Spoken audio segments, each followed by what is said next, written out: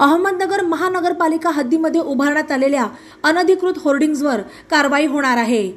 परवानगी घेण्यात आलेल्या होर्डिंगचे 5 दिवसांमध्ये स्ट्रक्चरल ऑडिटचे कागदपत्र सादर करावेत, अन्यथा कारवाई करण्याचा इशारा मनपा आयुक्त डॉक्टर पंकज जावळे यांनी दिला।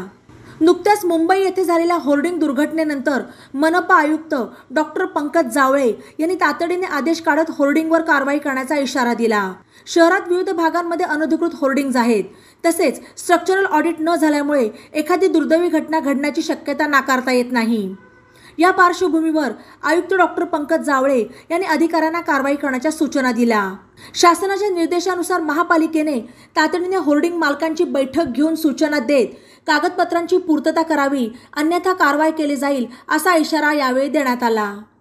बातम्यांसाठी ई नवा मराठा YouTube चॅनलला सबस्क्राइब करा आणि बेल आयकॉनवर प्रेस करा।